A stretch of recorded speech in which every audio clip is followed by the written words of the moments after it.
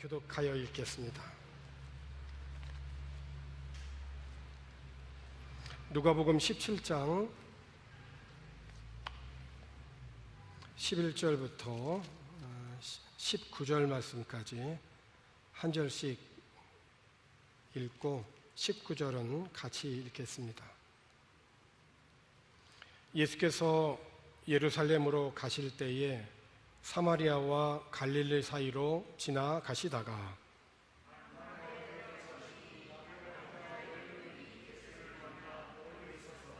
소리를 높여 이르되 예수 선생님이여 우리를 불쌍히 여기소서 하거늘 보시고 이르시되 가서 제사장들에게 너희 몸을 보이라 하셨더니 그들이 가다가 깨끗함을 받은지라.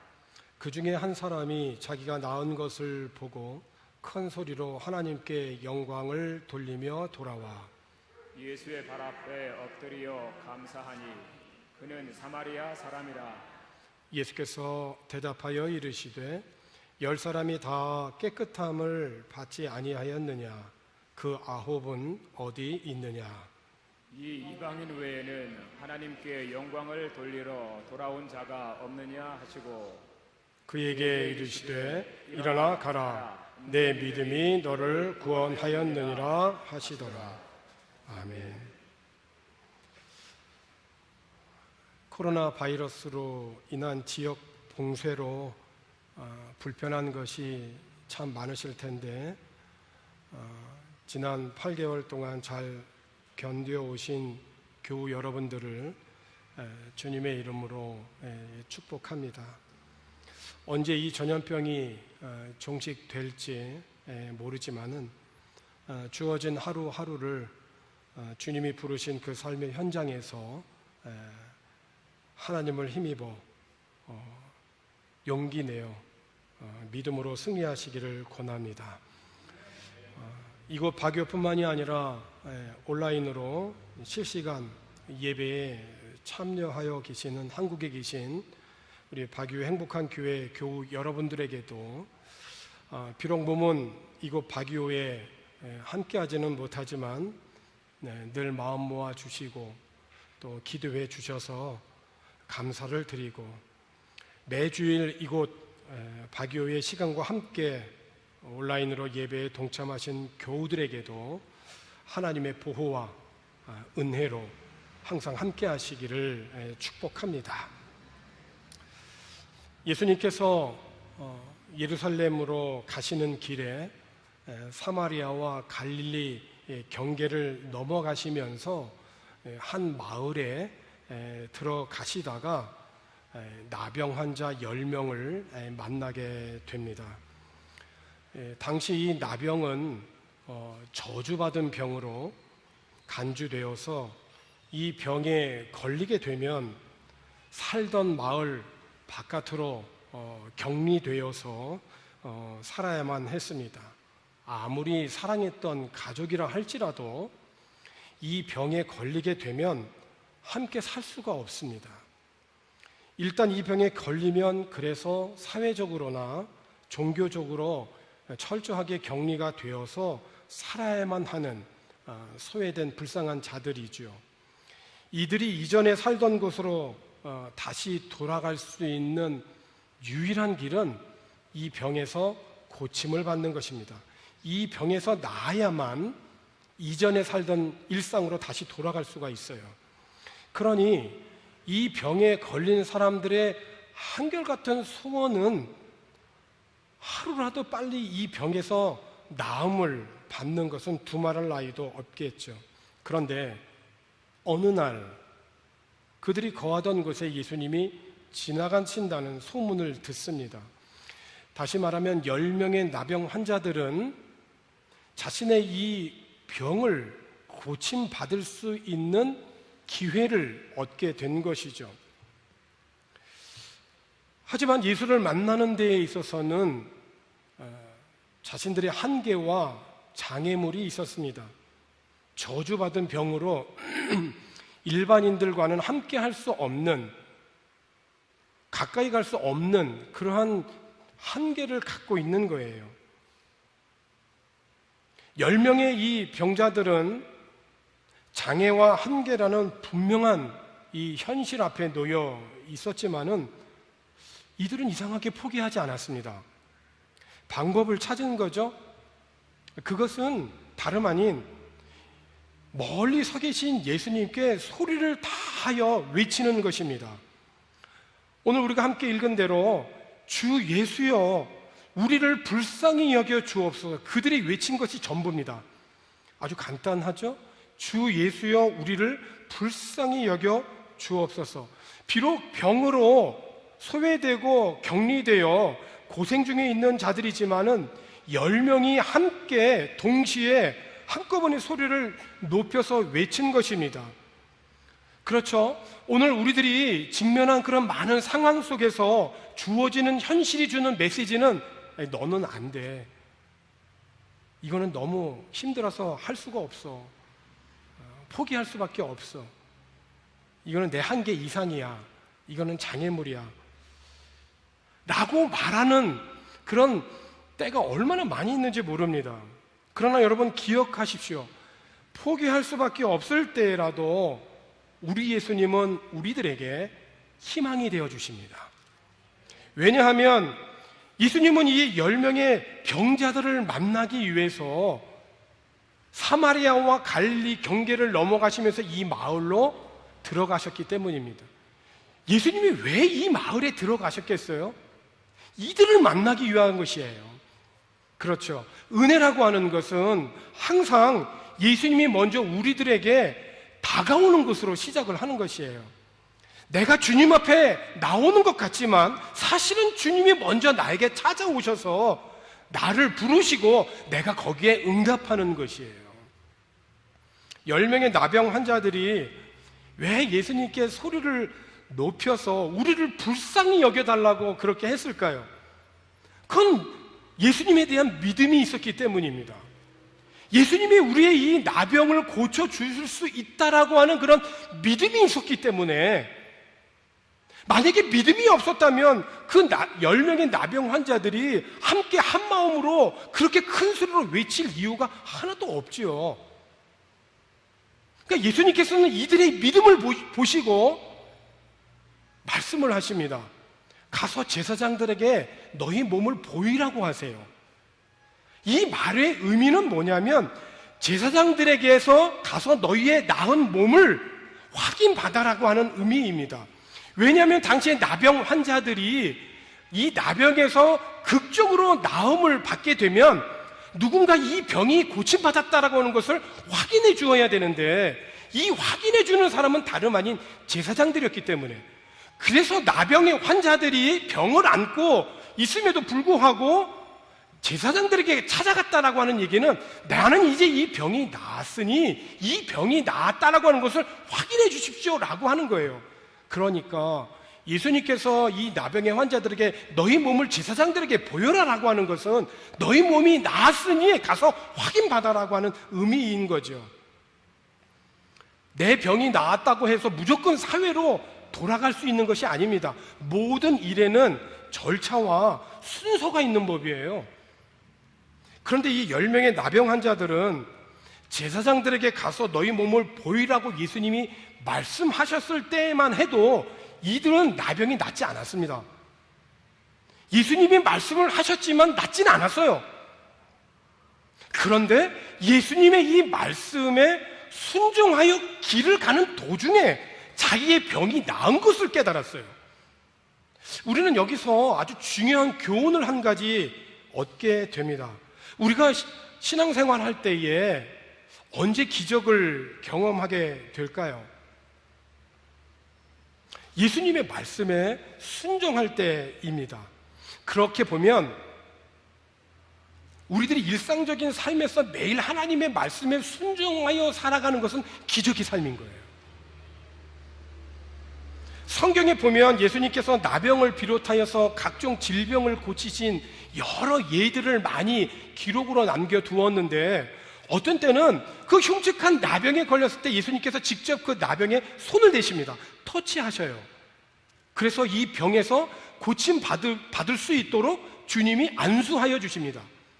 그래서 고침받았어요. 어떤 때는 예수님께서 직접 손을 대지 아니하시고 말씀으로만 치유하실 때가 있어요. 어떨 때는 직접 가시기도 하고 어떨 때는 직접 가시지 않고 말씀으로만 하세요. 반대로 병자가 예수님의 몸에 손을 댈 때 고침받을 때도 있어요. 예수님을 한참 말씀을 하고 계시는데 이름 모르는 어떤 사람이 예수님의 등대에 와서 예수님의 옷에 손을 대므로 그의 고질적인 질병이 고침받을 때도 있어요. 어떤 경우에는 오늘 본문에 있는 말씀처럼 말씀하셨는데 아무런 일도 일어나지 않습니다.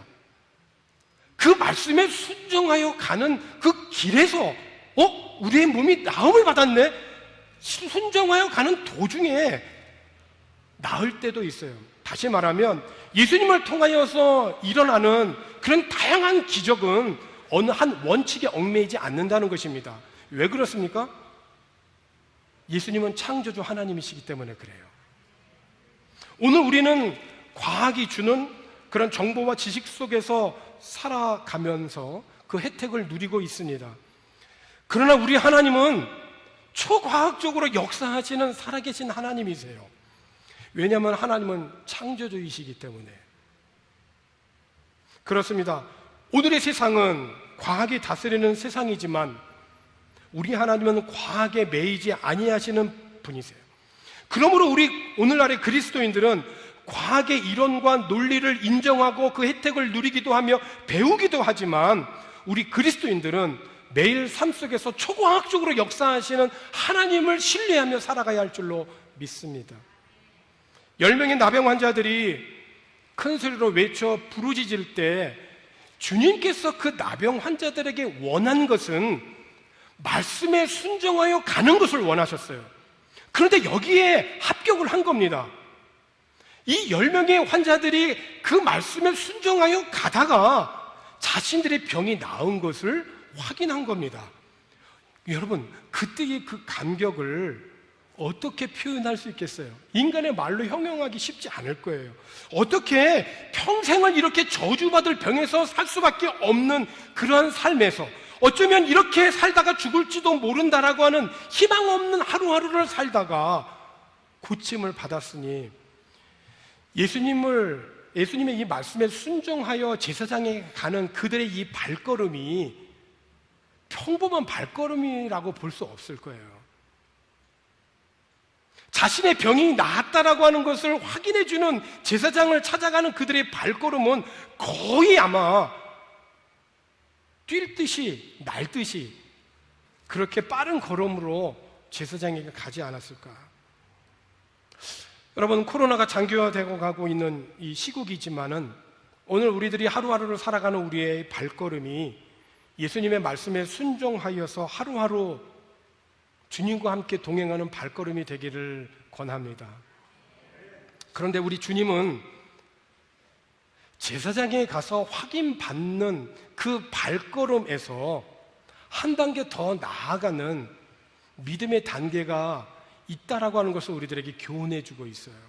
예수님께서 자신들의 나병을 고쳐주실 수 있다라고 하는 믿음뿐만이 아니라 고쳐주신 주님의 은혜에 감사할 수 있는 그런 믿음인 것입니다.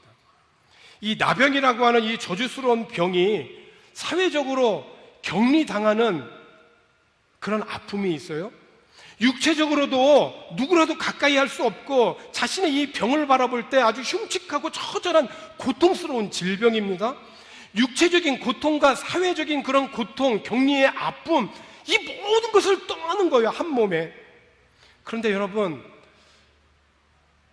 이 모든 질병보다도 더 심각한 질병이 있다는 것입니다. 그것은 바로 영적인 질병인 것입니다. 인간은 육체만으로 이루어져 있는 그런 사람들이 아닙니다. 육체만 갖고 있다면 일반적인 동물들과 다를 바가 없어요. 원숭이나 강아지가 IQ가 좀 있고 사람을 좀 알아보고 사람과 비슷하다라고 하지만 그들은 영적인 존재가 아닙니다. 우리 인간이 동물과 다른 점은 인간은 하나님의 호흡으로 완성된 존재라는 것이에요. 하나님께서 사람을 흙으로 만드시고 사람의 코에 하나님의 생기를 불어 넣으셨을 때에 비로소 사람은 생명이 되었다. 그러니까 하나님을 섬길 수 있는 그런 영적인 존재가 되었다라고 하는 거예요. 그래서 우리가 이 땅에 살면서 이 인간의 몸, 육체 안에 하나님을 섬길 수 있는 영적인 그런 마음을, 형상을 우리에게 주신 거예요. 그런데 하나님을 외면하고 하나님을 믿지 않으면서 하나님이 주신 이 하나님의 호흡을 잃어버린 겁니다. 이거는 살아도 사는 것이 아닌 것이죠. 그렇기 때문에 하나님을 외면하고 믿지 못하도록 만드는 그것이 뭐냐? 그것이 바로 죄라는 것입니다. 그래서 가장 큰 죄는 뭐냐면 믿지 않는 죄라는 거예요. 믿지 않는 죄. 인간은 이렇게 스스로 타락했기 때문에 스스로 구원에 이를 수가 없어요. 그래서 이 죄를 해결하기 위하여서 하나님이신 예수님께서 이 땅에 사람의 몸을 입고 오신 것입니다. 사람에게 잃어버린 이 하나님의 호흡, 하나님의 이 형상을 다시 회복하기 위하여서 이 땅에 오신 거예요. 그래서 크리스마스는 말 그대로 그리스도를 예배하라는 것이에요. 성탄절은 다른 데 있는 것이 아니라 하나님을 예배하는 거예요.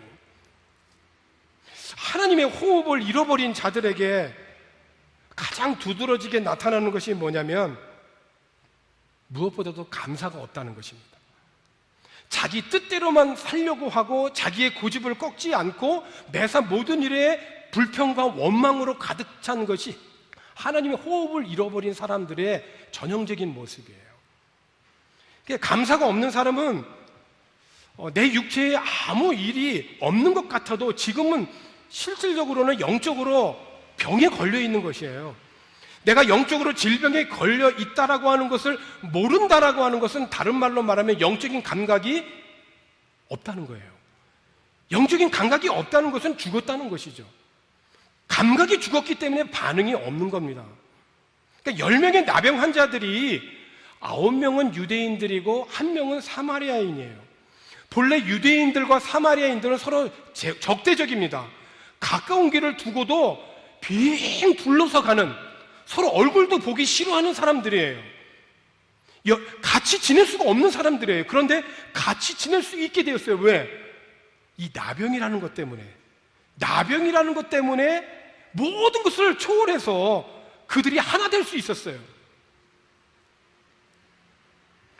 그 어려울 때는 그 어려운 그런 문제들로 인하여서 서로가 하나 되게 했었는데 이 어려운 문제가 해결이 되니까 다시 그들 가운데 차별이 생겼습니다. 나병 환자 10명이 다 고침을 받았지만 그중 1명만이 하나님께 영광을 돌리면서 예수님께 돌아와 발 앞에 엎드려 무릎을 꿇은 것입니다.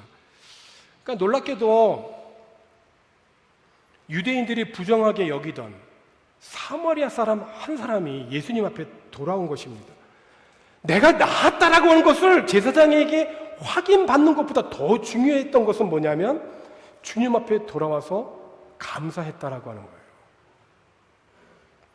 멸시받는 위치에 있던 이방인이 오히려 유대인들에게 있어서 믿음의 본보기가 된 것이죠. 예수님이 말씀하십니다. 오늘 우리가 함께 읽었습니다. 본문 17절과 18절에 있는 말씀에서 예수님이 이렇게 말씀하셨어요.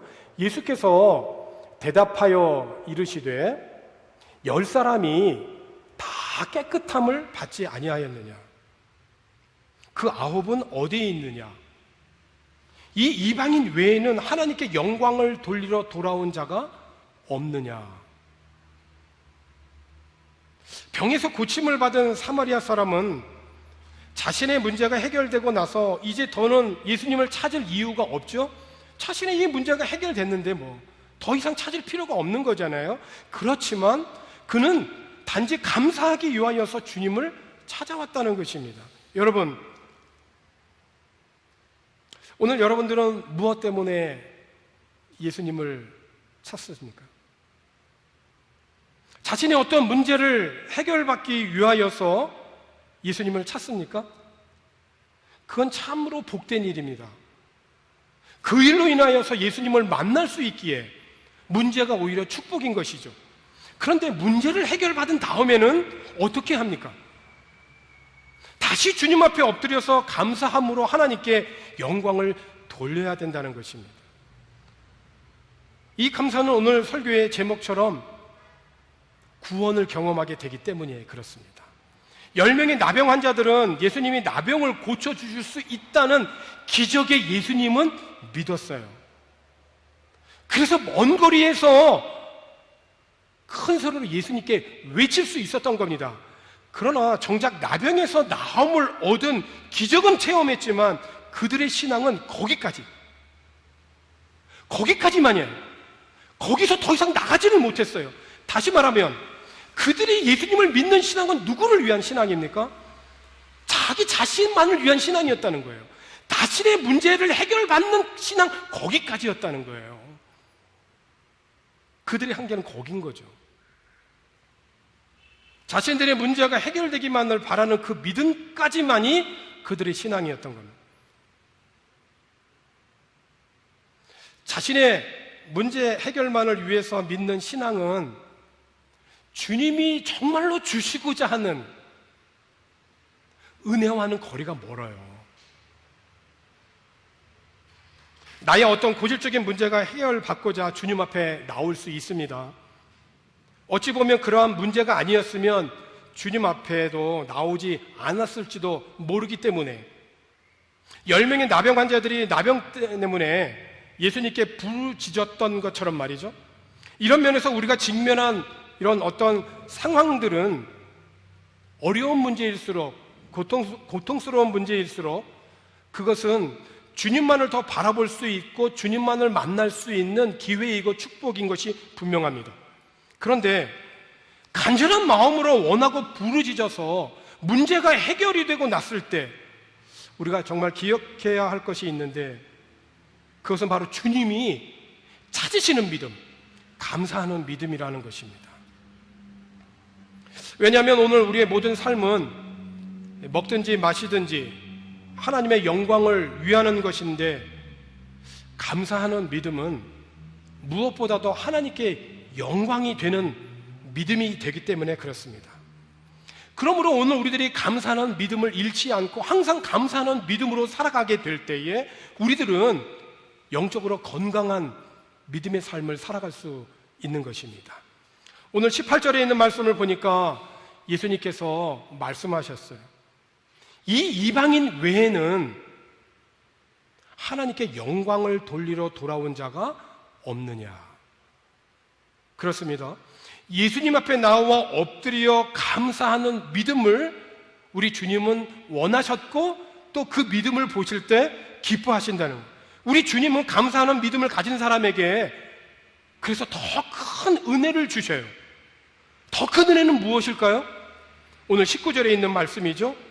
19절의 말씀을 보니까 그에게 이르시되 일어나 가라 내 믿음이 너를 구원하였느니라 하시니라. 여러분, 구원은 어떻게 얻는 것입니까?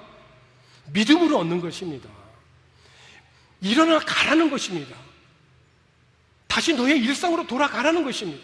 너가 옛날 살았던 그 사회로 다시 돌아가라는 것입니다. 9명이나 1명, 예수님 앞에 왔던 1명이나 똑같이 일상으로 돌아갔어요. 10명이 똑같이 돌아갔습니다. 간 건 똑같아요. 그런데 분명히 차이가 있습니다. 9명은 육신의 문제만을 해결받고 돌아갔고 1명, 예수님 앞에 돌아와서 감사했던 그 사마리아 사람은 영혼의 구원도 받은 것이에요. 그렇습니다. 감사하는 믿음으로 주님 앞에 나올 때 주님은 육체적인 구원 외에 영적인 구원의 은혜를 허락하여 주시는 것입니다. 여러분, 우리들이 육체의 건강을 위하여서 매일 운동도 하고 또 영양가 있는 음식도 찾아가면서 먹습니다. 그런데 여러분, 이 말씀을 우리가 기억하십시다. 디모데전서 4장 8절입니다. 육체의 연단은 약간의 유익이 있으나 경건은 범사에 유익하니 어디까지냐면 금생과 내생에 약속이 있는 은혜다 이거예요. 그래요. 육체의 건강을 위하여서 운동을 하고 연단을 하는 것은 유익이 있어요. 얼만큼 유익이 있냐면 약간의 유익이 있어요. 그런데 경건은 범사, 삶의 모든 영역에서 유익한데 어디까지 유익이 있냐면 지금 이 땅에 살고 있는 금생애 뿐만이 아니라 이생애까지도, 영원한 하나님의 나라에까지도 유익한 것이 뭐냐면 감사라는 것이에요. 금생과 내생의 유익한 경건, 그것은 곧 감사하는 삶에 있다라고 하는 것입니다. 주님이 나에게 베풀어 주신 은혜를 최상의 감격 속에서도 기억을 하고, 나병과 같은 불가능한 문제를 해결받는 감격 속에서도 주님의 사랑과 은혜를 기억하고 주님께 나아와서 감사로 반응하며 하나님께 영광을 돌리는 삶인 것이에요. 나병에서 고침받은 자는 제사장에게 가서 자신의 몸을 확인받는 것보다 더 중요했던 것은, 더 우선스럽게 여겼던 것은 예수님 앞에 먼저 돌아와서 감사하는 것입니다. 여러분, 축구하는 그리스도인들 중에 극적으로 골 넣고 막 달려가다가 무릎을 꿇고 기도하는 축구 선수 혹시 가끔 보신 적 있죠? 축구 선수 얘기를 들어보면 그게 쉽지가 않대요. 너무 감격적일 때는 그 기쁨에 도취가 되지 하나님 앞에 감사함으로 무릎 꿇는 거 쉽지가 않대요. 그건 보통 감사가 아니라는 거예요. 9명도 마찬가지 아니었겠어요? 빨리 가서 확인받고 싶은 것이 앞장섰던 거죠. 감사하는 것보다. 감사는 그만큼 쉽지 않아요. 이거는 우리가 훈련해야 되는 일이에요. 사랑하는 성도 여러분, 코로나가 장기화되어서 여러 가지 삶의 부분에서 참 신음하는 사람들이 주변에 많이 늘어나고 있습니다. 이 아픔과 고통 속에서 우리를 낫게 하실 분은 예수 그리스도, 그분에게 우리의 희망이 있습니다. 여러분, 될 대로 살지 말고 예수님에게 희망을 갖고 우선 큰 소리로 외쳐 보십시오. 예수님, 우리를 불쌍히 여겨 주십시오. 그리고 주님의 말씀에 믿음으로 순종하는 하루하루를 살아가십시오. 그리고 단순히 나의 문제를 해결받는 위한 부르짖음이 아니라 금생과 내생에 유익이 있는 감사하는 믿음으로 주님 앞에 늘 나아갈 수 있기를 주님의 이름으로 축원합니다. 기도하십시다. 주님, 감사합니다. 코로나 바이러스의 장기화로 인하여서 지치기 쉬운 때에 주님의 이름을 부르며 찬송함으로 하나님을 힘입어 용기 내어 살아갈 수 있도록 인도하여 주시기를 원합니다. 어려운 상황에 직면할 때 창조주 하나님을 바라보며 믿음으로 모든 일에 반응하게 하여 주옵소서. 그리고 주님이 행하신 일들과 앞으로도 행하신 일들을 기대하며 감사하게 하여 주옵소서. 예수님 때문에 육신의 일뿐만 아니라 영혼도 구원을 얻어 하나님을 참으로 예배하는, 성탄을 준비하는 예배자들이 되게 하여 주옵소서. 감사를 드리며 예수님의 이름으로 기도하옵나이다.